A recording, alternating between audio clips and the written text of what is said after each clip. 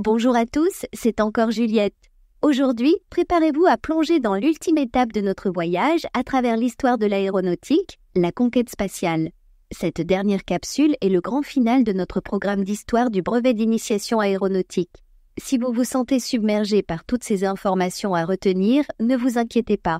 Restez avec moi jusqu'à la fin, car je vous dévoilerai des astuces infaillibles pour réussir haut la main. Prêt pour le décollage? Allons-y. Mais tout d'abord, pour ceux qui ne l'auraient pas encore fait, mettez un pouce en l'air et abonnez-vous à notre chaîne sur YouTube et au podcast sur les plateformes de podcast. Tout commence en 1942 lorsque l'Allemagne lance la première fusée de grande taille, la V2, conçue par von Braun.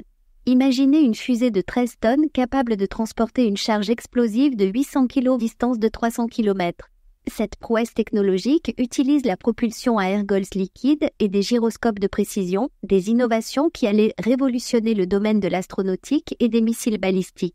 En 1957, le monde entre dans une nouvelle ère spatiale avec l'Union soviétique qui envoie Sputnik 1, le premier satellite artificiel, en orbite.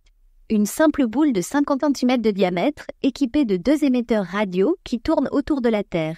Peu après, Sputnik 2 est lancé, emportant Laika, une chienne, la première créature vivante à voyager dans l'espace.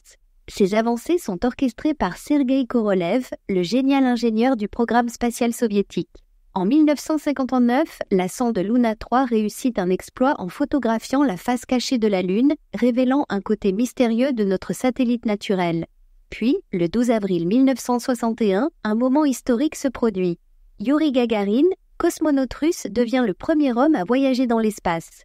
À bord de Vostok 1, il effectue une révolution complète autour de la Terre en 108 minutes, devenant une figure emblématique de l'exploration spatiale. Malheureusement, Gagarin meurt à 34 ans dans un accident d'avion lors d'un entraînement, mais son nom restera à jamais gravé dans l'histoire. Cette même année, le président américain Kennedy annonce un objectif audacieux: envoyer un homme sur la Lune avant la fin de la décennie. Peu de temps après, Alan Shepard devient le premier Américain à voyager dans l'espace, tandis que la France crée le Centre national d'études spatiales. En 1962, les États-Unis lancent Telstar 1, le premier satellite de télécommunication. John Glenn, quant à lui, devient le premier Américain à effectuer un vol orbital autour de la Terre. 1963 marque une nouvelle étape avec Valentina Tereshkova, première femme à voyager dans l'espace à bord de Vostok 6.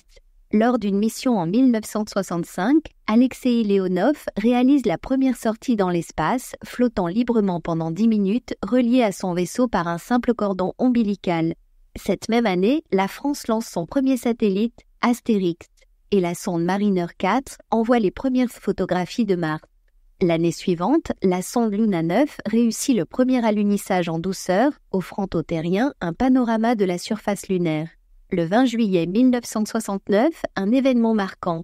Neil Armstrong pose le premier pied sur la Lune lors de la mission Apollo 11, prononçant la célèbre phrase « Un petit pas pour l'homme, un bond de géant pour l'humanité ». En 1970, l'épopée d'Apollo 13 démontre l'ingéniosité et la résilience des astronautes et des équipes au sol. Après une explosion en plein vol, les astronautes utilisent le module lunaire comme canot de sauvetage pour revenir sur Terre. L'Union soviétique met en orbite Salyut 1, la première station spatiale, en 1971, tandis que les États-Unis lancent Skylab en 1973, ouvrant la voie à des vols habités de longue durée. En 1975, dans un geste symbolique de détente entre les deux grandes puissances, un vaisseau Soyouz s'arrime à une cabine Apollo.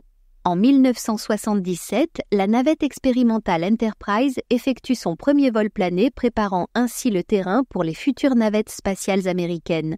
Le 24 décembre 1979, l'Europe réussit le lancement de sa fusée Ariane 1, marquant le début d'une carrière commerciale brillante pour les lanceurs européens. Pioneer 11 envoie les premières images de Saturne la même année. La navette Columbia réalise son premier vol opérationnel le 12 avril 1981. Inaugurant une nouvelle ère dans l'exploration spatiale. Jean-Loup Chrétien devient le premier spationaute français à séjourner une semaine dans la station spatiale Salyut 7 en 1982. En 1984, une première sortie libre dans l'espace est effectuée grâce au fauteuil-fusée MMU, tandis que les États-Unis et la Russie lancent la station spatiale Mir en 1986. Le télescope spatial Hubble est placé en orbite en 1990, révolutionnant notre compréhension de l'univers. La sonde Mars Pathfinder se pose sur Mars en 1997, marquant un nouveau jalon dans l'exploration planétaire. Le lancement du premier élément de la Station spatiale internationale, ISS, en 1998 inaugure une coopération internationale sans précédent. En 2003, la navette Columbia se désintègre lors de sa rentrée dans l'atmosphère, causant la perte de 7 astronautes. C'est en 2014 que le robot européen Philae atterrit sur la comète Chury, réalisant une prouesse technologique et scientifique. Thomas Pesquet rejoint la Station spatiale internationale en 2016, marquant une nouvelle étape pour la France dans l'exploration spatiale. Thomas Pesquet a été le parrain des 50 ans du billet en 2018. Le premier vol de SpaceX en 2020 inaugure l'ère des fusées réutilisables et marque un tournant dans l'exploration spatiale privée. Enfin, lancé en 2022, le programme Artemis de la NASA vise à retourner sur la Lune, avec l'objectif final d'envoyer des humains sur Mars.